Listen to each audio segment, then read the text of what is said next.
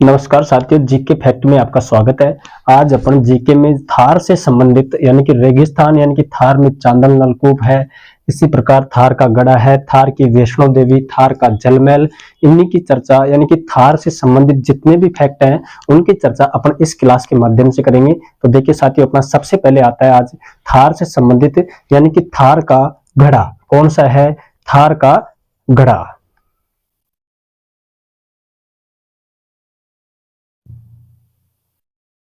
यानी कि इस थार का घड़ा यानी कि थार का घड़ा किसको कहा जाता है? चांदल नलकूप। किसको? चांदल नलकूप को।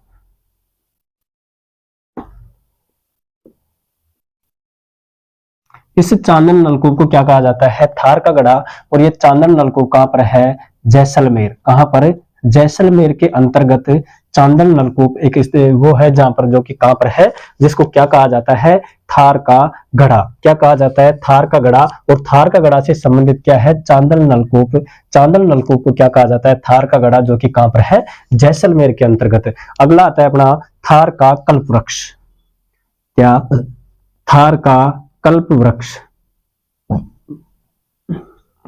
थाल थार का कल्प वृक्ष किसको कहा जाता है? खेजड़ी को। किसको? खेजड़ी को क्या कहा जाता है? थार का कल्प वृक्ष। यानी कि खेजड़ी जो वृक्ष होता है उसको क्या कहा जाता है? थार का कल्प वृक्ष। उधर थार का गड़ा चांदल नलकूप को, जो कि जैसलमेर के अंतर्गत है। इसी प्रकार थाल का कल्प वृक्ष किसको कहा जाता है? खेजड़ी को। और अगला आता है अपना थार की वैष्णो देवी। किसको कहा जाता है? थार की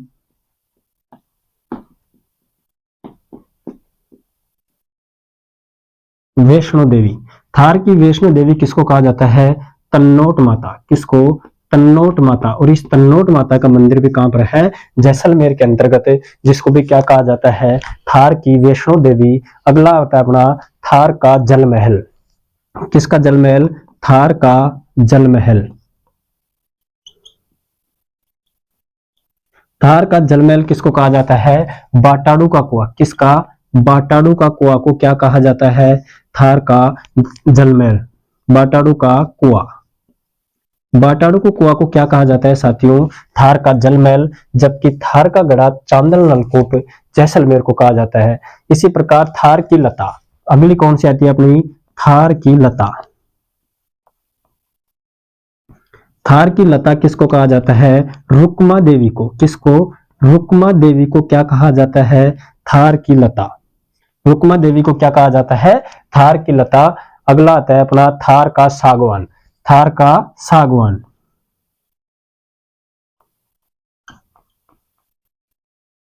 थार का सागवान किसको कहा जाता है? रोइडा।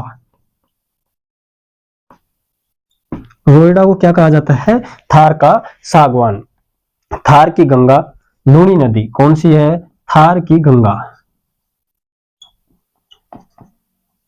थार की गंगा किस नदी को कहा जाता है? वह कौन सी है? लूनी नदी। नदी कौन सी है? वह लूनी नदी।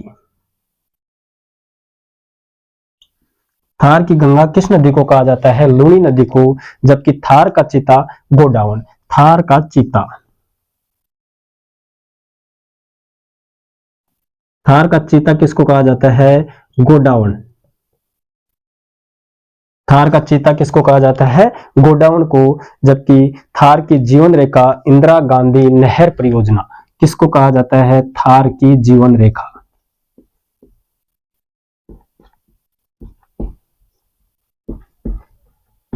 थार की जीवन रेखा किसको कहा जाता है? इंदिरा गांधी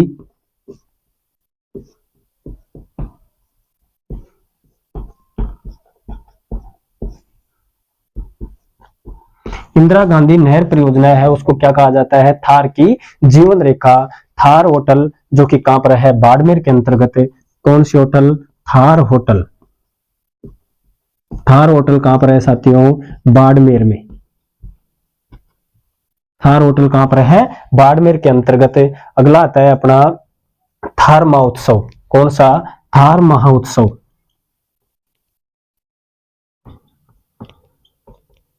और ये थार महोत्सव भी कहां मनाया जाता है? बाड़मेर के अंतर्गत। थार महोत्सव भी कहां मनाया जाता है? बाड़मेर जिले के अंतर्गत। अगला आता है अपना थार का लाल स्वरूप खा मंगनियार। यानी कि थार का लाल। थार का लाल किसको कहा जाता है? स्वरूप खा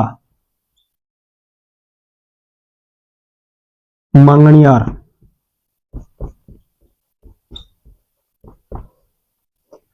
स्वरूप खा मांगणियार को क्या कहा जाता है? थार का लाल। इसी प्रकार अपने थार से संबंधित जितनी भी बातें हैं उनकी चर्चा अपन इस क्लास के माध्यम से कर लिए, जिसके अंतर्गत देखेंगे अब सबसे पहले थार का गड़ा जो कि चांदन नलकूप, और ये चांदन नलकूप किस जगह स्थित है? जैसलमेर जिले के अंतर्गत। थार का कल्पवृक्ष जो कि खेजड़ी वृक्ष को कहा जाता है। थार की वैष्णो देवी जो कि कौन सी है? तन्नोट माता।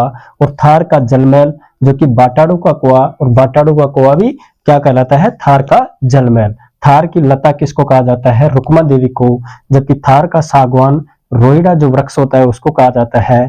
थार की गंगा लूनी नदी को, क्योंकि पश्चिमी राजस्थान के अंतर्गत बहने वाली नदी कौन सी है? थार लूनी नदी, इसलिए इसको थार की क्या कहा जाता है?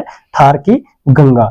थार का चीता, यानी कि थार में जो चीता रहता है, जो गोडाउन होता है, वो कहाँ रहता है? सर्वाधिक थार के अंतर्गत, इसलिए इसको क्या कहा जाता है? थार का चीता। थार की जीवन रेखा इंदिरा गांधी, कौन सी? इंदिरा गांधी नहर परियोजना जो कि थार की क्या कहलाती है? जीवन रेखा। थार होटल, यानी कि थार के होटल कौन सी है? जो कि कहां पर है? बाड़मेर जिले के अंतर्गत है। और थार महोत्सव जो कि किस जिले के अंतर्गत मनाया जाता है? बाड़मेर जिले के अंतर्गत है। और थार का लाल यानी कि स्वरूप खा मांगणियार को क्या कहा जाता है? थार का लाल। तो साथियों आज अपन इस क्लास के माध्यम से थार से संबंधित जितने भी फैक्ट थे उनकी चर्चा कर चुके हैं। बाकी के जो बचे हुए से जो कोई भी फैक्ट है उसकी चर्चा अपन अगली क्लास में करेंगे। आज के लिए इतना ही, धन्यवाद।